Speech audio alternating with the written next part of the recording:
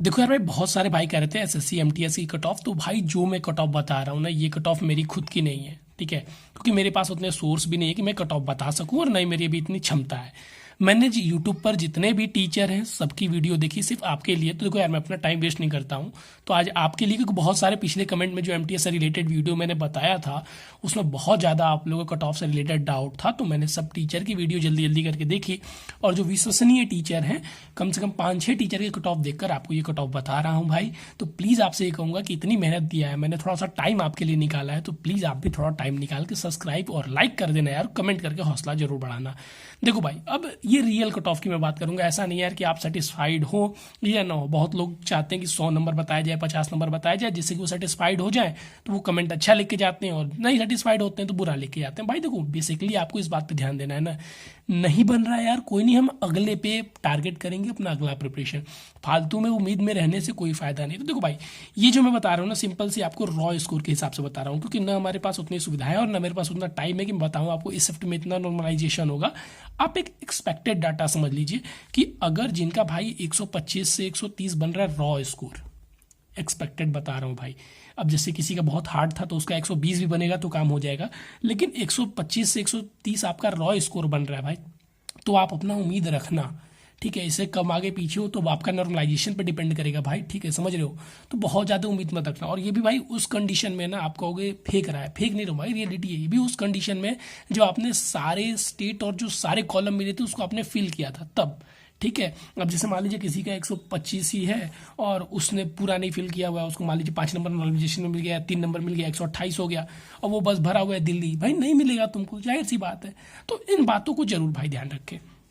EWS में भाई ऐसे ही 5 नंबर कम कर सकते हो आप, मान लो 122 से लेकर 128 से 127 के बीच में जिसके मार्क्स आ रहे हैं वो उम्मीद रखें। ईडब्ल्यूएस 2-3 नंबर से कम नहीं होगा, और इनको सेम ही रख ले भाई, ये इनमें कुछ अंतर नहीं है मेरे हिसाब से, आस ही पास रह जाते हैं दोनों, ठीक है। तो अगर इतने मार्क्स आपके बन रहे हैं ना भाई, तो उम्मीद रखें, और उम्मीद रखना है भाई, डिपेंडेंट नहीं होना। ऐसा नहीं कि दिन भर इसकी वीडियो ही आप देखे जा रहे हैं, इसलिए मैं बहुत शॉर्ट वीडियो और बहुत क्लियर तरीके से आपको इस बात को समझाने की कोशिश कर रहा हूँ। ये रॉ मार्क्स मैं बता रहा हूँ, फिर से मैं कह रहा हूँ, नॉर्मलाइज मार्क्स अब किस शिफ्ट में कितना मिलेंगे नहीं पता, लेकिन अगर आपके इतने बन रहे हैं ना भाई, तो रिलैक्स रहो। और ये जो भाई हैं, इनके भाई अगर 115 से लेकर 120 के बीच में आ रहे हैं भाई, आपके लिए कहोगे हम ओबीसी से इतना ही कम है, नहीं भाई, मान लीजिए आप 110 से 115 के बीच में आ जाइए, ठीक है, कि 110 से 115 के बीच में अगर आपके नॉर्मलाइजेशन मार्क्स है तो आप बन पाएंगे, और इनका वही 100 से 110 मान लीजिए, इतने ही है भाई। अब आप चाहोगे ना यार कि कोई मेरे लिए बता दे, क्योंकि देखो यही होता है ना कि जब हम पेपर देने जाते हैं एमटीएस का ना, तो मेनली इसमें है क्या, इंग्लिश और जीके पे हमारा बन रहा है।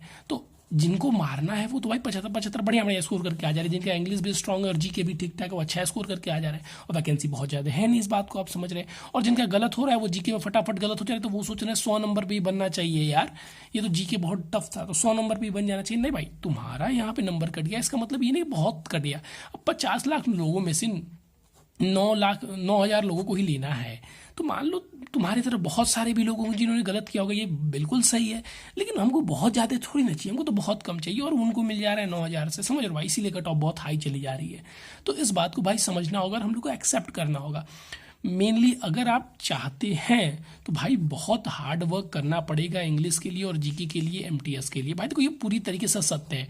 और नहीं तो दूसरा मैं इसको कहता हूँ कि जिनका लक आ गया, जिसने जो पढ़ा था वो आ गया तो काम बन गया, नहीं तो भाई इसमें कोई दूसरा चारा नहीं है। इसके देखो दो, एक ये वैकेंसी हो गई, और कोई कहते हैं ना मुझे एमटीएस और जीडी, इस समय कट ऑफ देख के लग रहा है ना सबसे हाईएस्ट कट ऑफ इन्हीं के जा रहे हैं, ठीक है। ऐसा नहीं है, सीएचएसएल में भी कट ऑफ बढ़े हैं, सीजीएल में भी बढ़े हैं, लेकिन ये दोनों कुछ हाई स्पीडली रन करते जा रहे हैं, और सिर्फ एक वजह से भाई, क्योंकि मैथ और रीजनिंग हटा दिए, और मैथ और रीजनिंग हटा के ये उन बच्चों के साथ भी भेदभाव कर रहे हैं, ठीक है। ये हिंदी मीडियम के बच्चों वाले के साथ प्योर भेदभाव है भाई, प्योर भेदभाव हो रहा है यहाँ पे, ठीक है। क्योंकि हिंदी मीडियम वाले रीजनिंग में और रीजनिंग में और मैथ में अपना स्कोर खींचते थे, थोड़ा सा इंग्लिश में कम लेके आते थे, और जीके ठीक ठाक खींच देते थे तो उनका काम बन जाता था। लेकिन यहाँ पे वो कंडीशन बनी नहीं पा रही है। आप यहाँ पे इंग्लिश में 5 क्वेश्चन गलत कीजिए, आप बाहर हो जाइए, ठीक है। तो कंडीशन ऐसी है भाई, तो बहुत ज़्यादा उदास नहीं होना है, जो बात है वो पूरी सही है, आपको इस कंडीशन को एक्सेप्ट करना है, और साथ ही साथ सीएचएसएल पे ध्यान देना है, सीजीएल पे ध्यान देना है भाई, आगे की जो एनटीपीसी की वैकेंसी है उसको ध्यान देना है,